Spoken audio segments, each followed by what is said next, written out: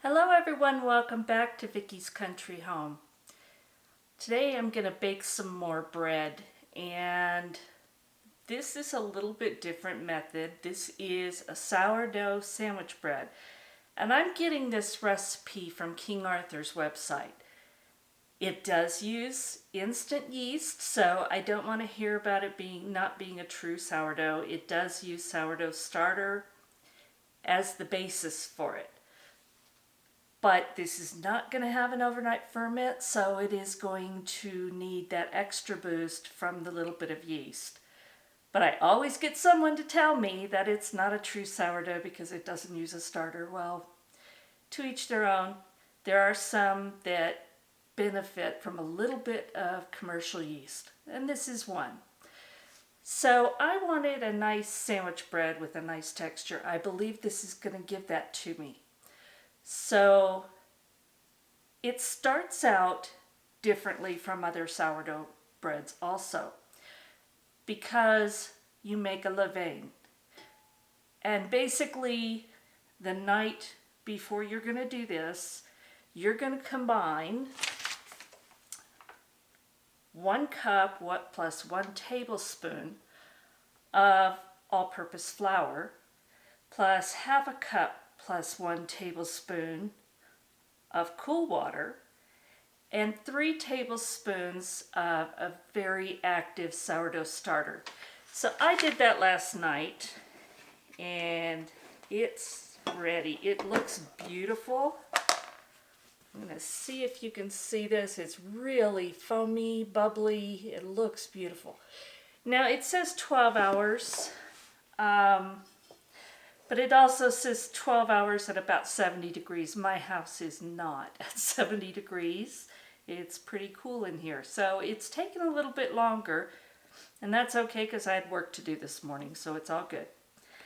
So I am going to also vary the technique a little bit how this show's being made, because it pretty much says just put everything in there, stir it up, knead it, and you're done. Well, I really believe that the flour has to have time to get absorbed, and that depending on your circumstances, you might use more flour or less because of humidity and temperature and all kinds of things. So I'm going to use a little bit different technique, but I'll show you what I'm going to do. So let's get started. Alright, the first thing I'm going to do is put my levain into my mixing bowl. And it's so beautiful. It's spongy, and it had all night plus half a day to get this way. Now if it gets a little bit overripe, that's okay. You can still use it. But even though mine took longer, I think it's just at the right point. All right, and we're going to add 1/4 cup of sugar. We're going to add scant 6 tablespoons of instant milk. And I'm using the Nido by Nestle, that's whole milk powder.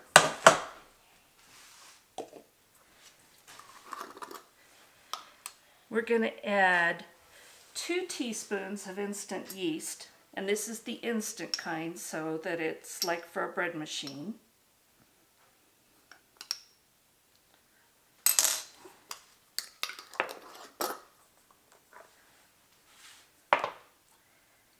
A 1/4 cup of room temperature butter.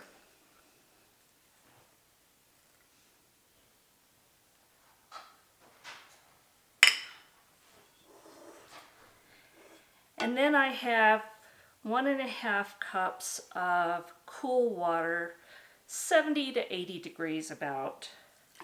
So I'm going to start out by combining these. Now you can do this in your KitchenAid, and I almost did, but I thought this way you can see how it's done, and you can always use your mixer once you see how it's supposed to look.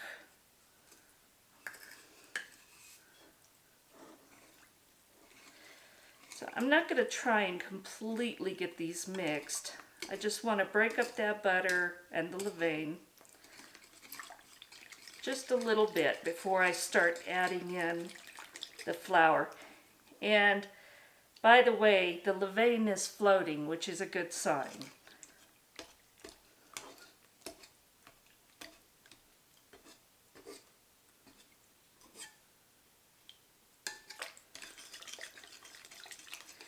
So we just want to get that started mixing up.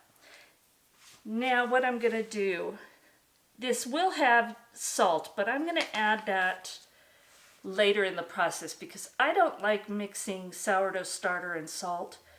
It slows down the process until after you get your flour incorporated. So the recipe calls for 5 1/4 cups of unbleached bread flour or unbleached all-purpose flour. I'm going to use the bread flour, but I'm not going to worry about my measurements as much. I'm just going to start adding until the dough has the right texture. And it may take more than that, and it may take less. But if you want to make a bread that comes out beautifully, you need to learn how to read your dough. And I'm not even really counting.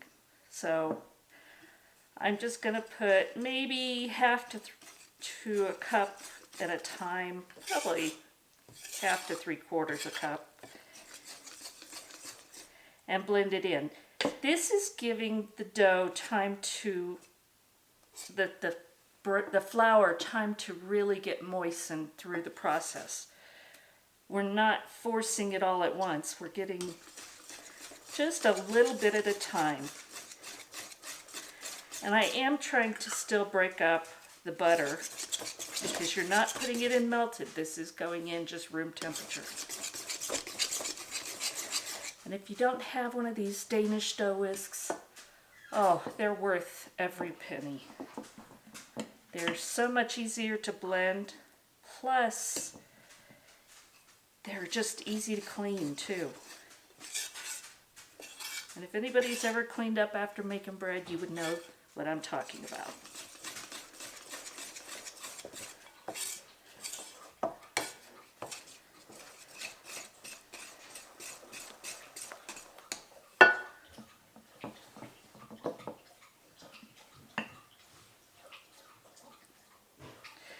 Now it's starting to get a little bit thicker, so I'm going to slow down how fast I'm putting the flour in.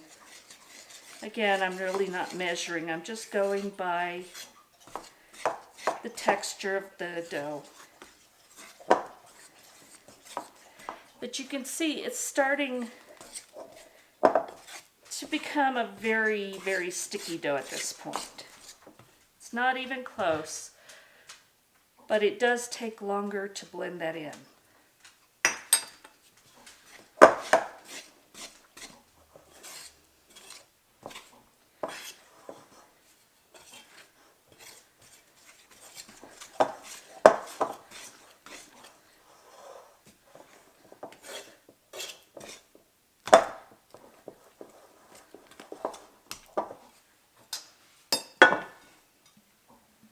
And if you were doing this in your stand mixer, you would do this part the same way. Just gradually add your flour. Let it get combined before you add more.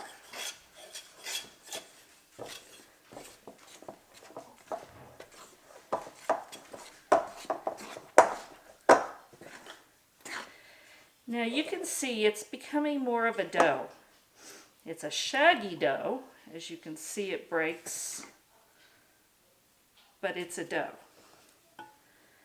So just a little bit of flour at a time at this point. When you add too much flour, your bread's going to be drier and probably denser, which isn't what you want for sandwich bread. I don't really want any bread that way. So you can use the same technique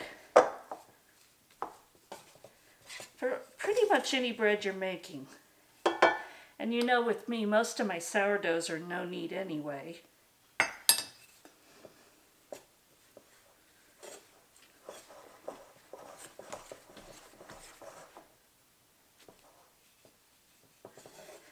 And it's starting to get really hard to mix, even with this dough whisk. So what I'm going to do is get my hands clean and wet. They're clean, but I got to wet them. And I'm going to start working with my hands. I'll be right back.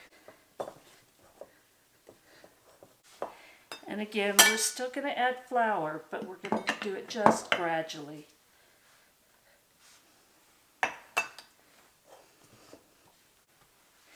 Now when I say it's shaggy, see how it breaks apart? We're looking for that to not really happen. And as the dough develops and you get the right amount of flour in it, it's going to be more elastic and not break as easy. And it's also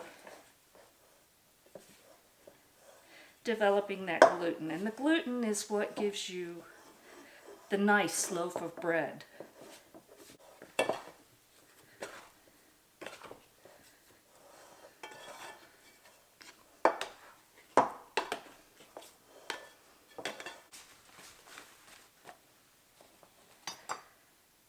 Okay, so we're going to just use a little more flour.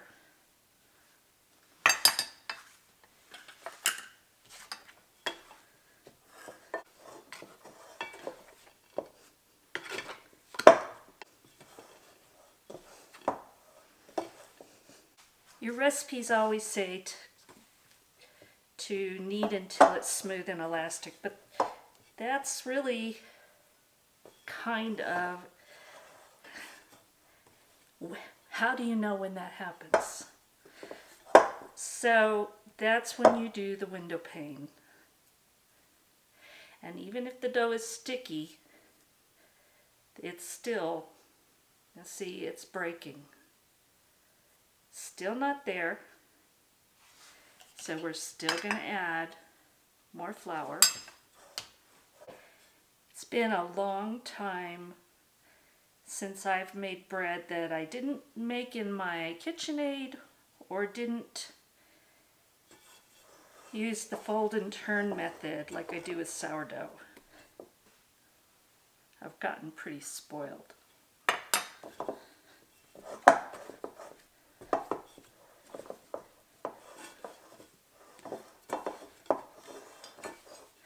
But there's something really satisfying in this.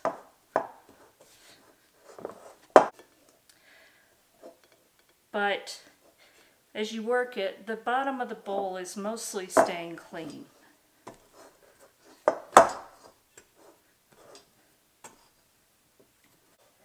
Now, depending on your situation, whether your house is cool or warm, there's a lot of different variables with the flour and other things that this may take you just a few minutes. And sometimes it's going to take longer. But then again, if you're using your mixer, that's not a big deal because you're watching for a certain texture to happen. So whether you're doing it this way or whether you're doing it in your mixer, it's still going to take a little while, but it's less work in the mixer.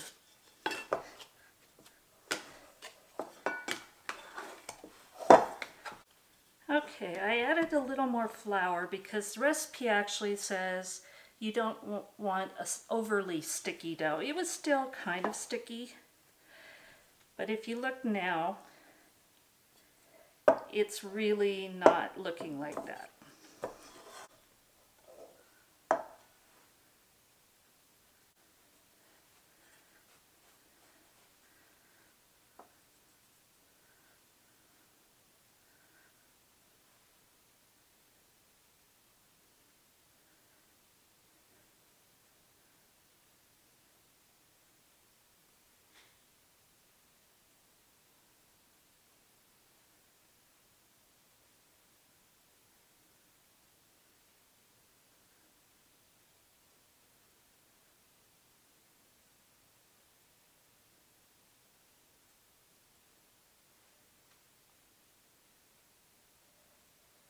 That's a nice window pane.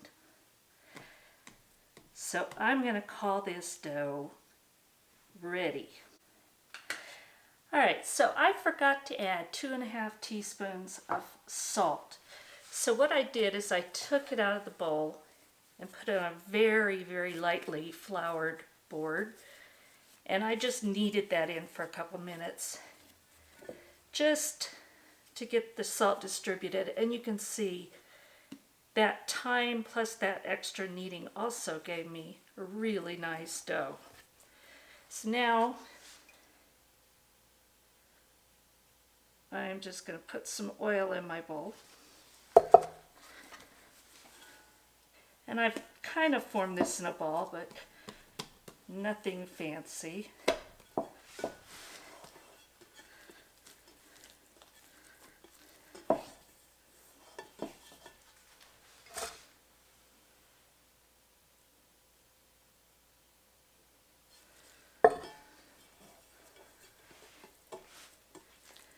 Just want to make sure that it's well oiled.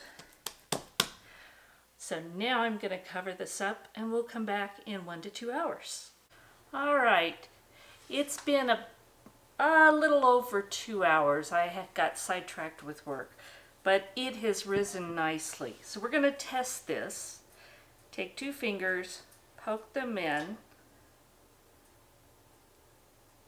And you don't want them to fill in too much. They're filling in a little, but I think we're good. So now I'm going to punch this down.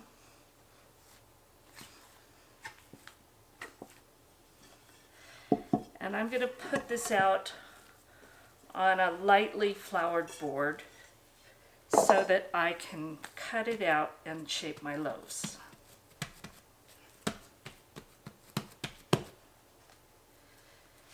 And we're going to make 2 loaves that fit into 8 by 4, something about 8 by 4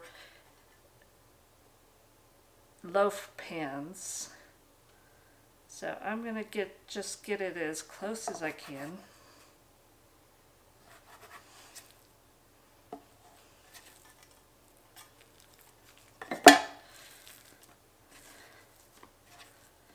So just spread it out, and then we're going to make that into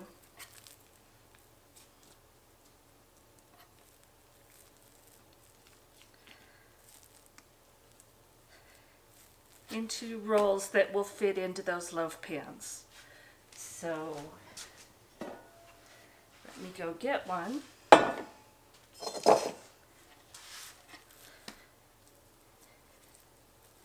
I'm going to tuck the ends under.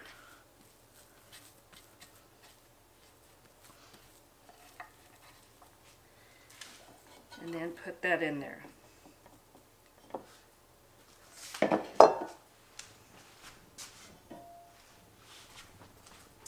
Okay, we're going to do the same for the other one.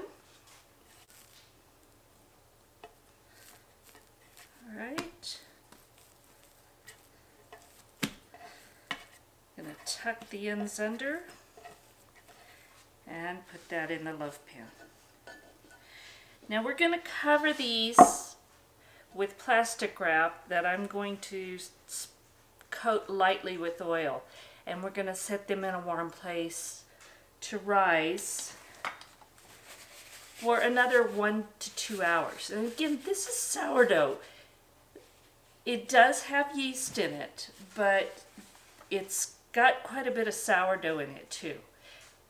That takes longer to rise than a normal yeast bread. So I'm going to get these over there rising, and then we'll come back when it's time to put it in the oven. Alright, I let my dough rise, and it's risen above the top of the loaf pan about an inch. So I'm going to put these in a 375 degree oven. It says about 30 to 35 minutes, but we'll see how long it takes. So I'll show you when they're all done. Okay, so I just took the first loaf out. Look how beautiful that is. And the way you tell if it's done, thump on it is one. You want a nice golden brown, and you want the sides to be firm. So I have a rack here.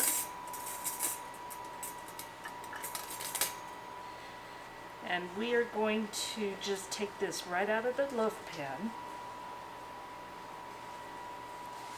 Easier said than done.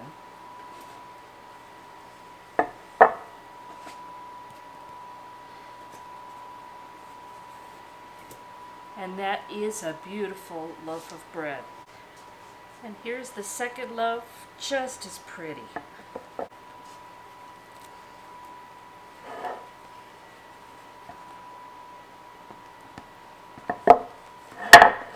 And this one doesn't want to come out.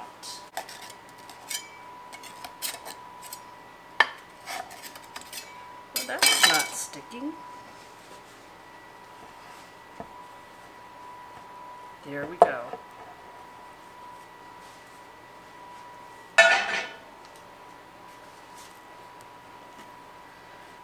Another beautiful loaf.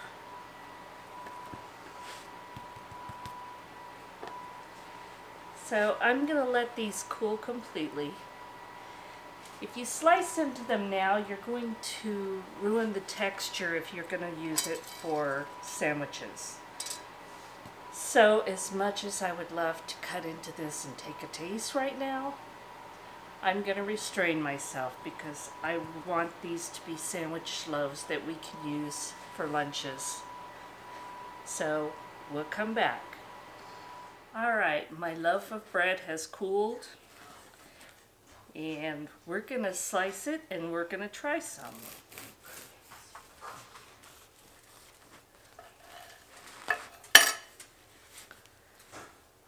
So there is the crumb. It's a nice sandwich loaf.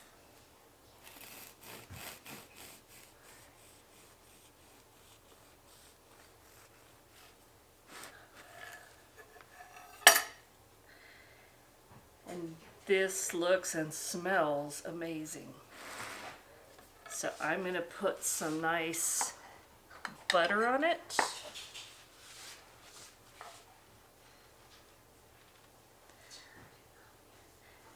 And the crumb is so soft that even room temperature butter is not wanting to spread very easily.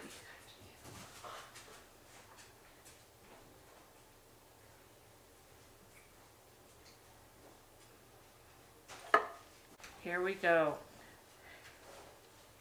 This looks and smells, it's a nice soft bread for sandwiches.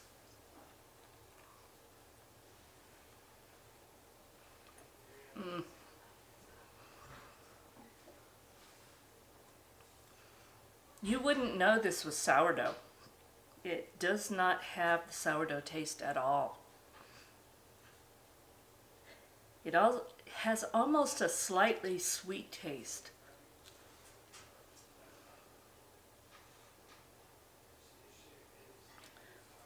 But this is a perfect sandwich bread texture. I love this. So I'll be making more of this. I hope you give it a try. Thank you for watching. If you enjoyed this, please give me a thumbs up, subscribe, and share. And I will be making more bread videos coming up. I've had several requests, so I'll be working on those. But thank you for coming by. God bless, and we'll talk again soon.